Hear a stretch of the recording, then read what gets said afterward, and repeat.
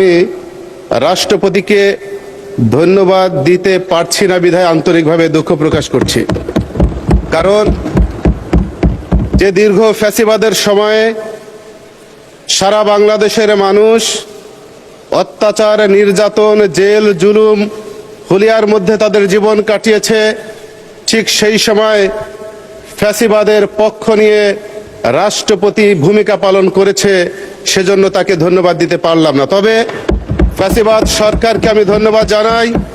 তাদের নির্যাতনের কারণে, তাদের অত্যাচারের কারণে শুধু আমি নয়, আজকে আমার মতো অনেক সংসদ সদস্য যারা এখানে উপস্থিত রয়েছেন।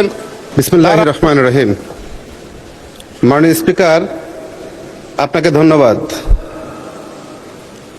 আমি আপনার মাধ্যমে বাগেরহাট ২, বাগেরহাট সদর উপজেলা এবং কোচো উপজেলার সর্বস্তরের জনগণকে ধন্যবাদ জানাই, কারণ তারা অর্ধ লক্ষাধিক ভোটের ব্যবধানে বিজয়ী করে আজকে এই মহান সংসদে আমাকে কথা বলার সুযোগ করে দিয়েছেন। মাননীয় স্পিকার, আমি আজকে রাষ্ট্রপতির মহান সংসদের রাষ্ট্রপতির ভাষণের উপরে যে বক্তব্য প্রদান করার সুযোগ পেয়েছি, এজন্য আপনাকে আবার ধন্যবাদ জানাই। কিন্তু আমি রাষ্ট্রপতিকে ধন্যবাদ দিতে পারছি না বিধায় আন্তরিকভাবে দুঃখ প্রকাশ করছি।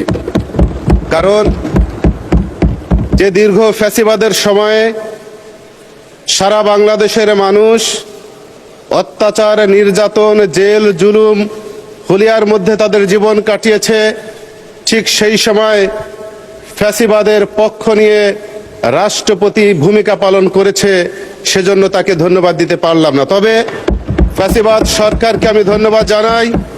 তাদের নির্যাতনের কারণে, তাদের অত্যাচারের কারণে শুধু আমি নয়, আজকে আমার মতো অনেক সংসদ সদস্য যারা এখানে উপস্থিত রয়েছেন, তারা এলাকার স্থানীয় জনসাধারণের হৃদয়ের মণিকোঠায় স্থান করে নিতে সক্ষম হয়েছেন।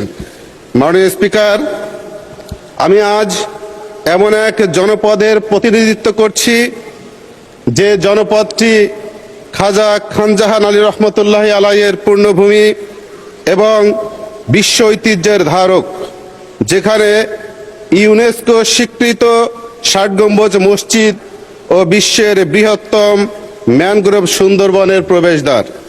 কিন্তু মাননীয় স্পিকার, অত্যন্ত দুঃখের সাথে বলতে হয়, যখন বর্তমান সরকার বাংলাদেশকে দ্রুত গতিতে উন্নয়নের দিকে নিতে চলছে, তখন আমার নির্বাচনী এলাকাবাসী দীর্ঘদিন যাবৎ একটি রেল লাইনের জন্য হাহাকার করছে। বাগেরহাট পৌরসভাটি দিনে দিনে অধপতনের দিকে যাচ্ছে, দেনায় জর্জরিত রয়েছে। পৌরবাসীর সেবার মান শূন্যের কোঠায়। ইতিমধ্যেই পৌরসভাটি প্রথম শ্রেণী থেকে দ্বিতীয় শ্রেণীতে অবনমিত করা হয়েছে। মাননীয় স্পিকার, বর্তমানে বাংলাদেশের প্রধান সমস্যা হচ্ছে তেল সমস্যা। যে সমস্যাটা সরকারের পক্ষ থেকে অস্বীকার করা হলেও আমরা যখন রাস্তাঘাটে চলাফেরা করি, প্রত্যন্ত এলাকা থেকে সংসদ অধিবেশনে যোগ দেওয়ার জন্য আসতে থাকি, তখন তেলের সংকটের কারণে আমাদের গাড়ির চাকা অনেক সময় বন্ধ হয়ে যায়। আমি আজকে আপনার মাধ্যমে বর্তমান সরকারের সেই দায়িত্বশীলদের যারা এখনো তেলের সংকট নয় বলে আমাদেরকে বলছে, তাদেরকে সকল কথা প্রত্যাহার করে সঠিক তথ্য এই মহান সংসদে প্রদানের জন্য আহ্বান করছি। মাননীয় স্পিকার, বাগেরহাট সম্ভাবনাময় একটি জেলা, অপার সম্ভাবনা রয়েছে। এখানে উৎপাদিত সাদা সোনাখ্যাত চিংড়ি দেশের বৈদেশিক মুদ্রার অন্যতম উৎস।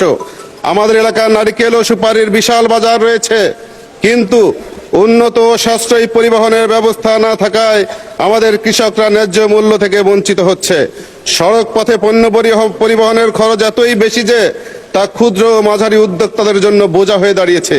তবে মাননীয় স্পিকার, সঙ্গে সঙ্গে বাগেরহাটবাসীর জন্য আনন্দের সংবাদ রয়েছে।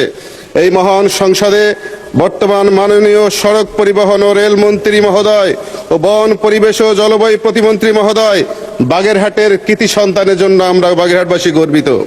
মাননীয় স্পিকার, ১৯১৮ সালের ব্রিটিশরা বাগেরহাটের গুরুত্ব অনুধাবন করে একটি রেল লাইন স্থাপন করেছিল, কিন্তু আজ থেকে 20-25 বছর পূর্বে কোনো এক অদৃশ্য কারণে সে রেল লাইনটি বন্ধ হয়ে যায়, রেলের জমিগুলো বেদখল হয়ে গিয়েছে, রেলের স্টেশনগুলো ভূতুড়ে বাড়িতে পরিণত হয়েছে। আমাদের বাগেরহাটবাসীর এই দাবিটি মাননীয় স্পিকারের মাধ্যমে রেলমন্ত্রী এবং পরিবহন মন্ত্রীর দৃষ্টি আকর্ষণ করছি। মাননীয় স্পিকার, আজকে আমি আমার সময় শেষের পথে একটি কথা বলেই শেষ করতে চাই। শরীফ ওসমান হাদির সেই কথা, কেউ আমাকে আমাদের গুলি করে মেরে ফেললে তাদের ধরে বিচার করো, সেটা যদি করতে না পারো তাহলে নতুন কেউ জন্মাবে না। মাননীয় স্পিকার, আমি শেষ বেলায় শরীফ ওসমান হাদির হত্যাকারীদের বিচার চাই।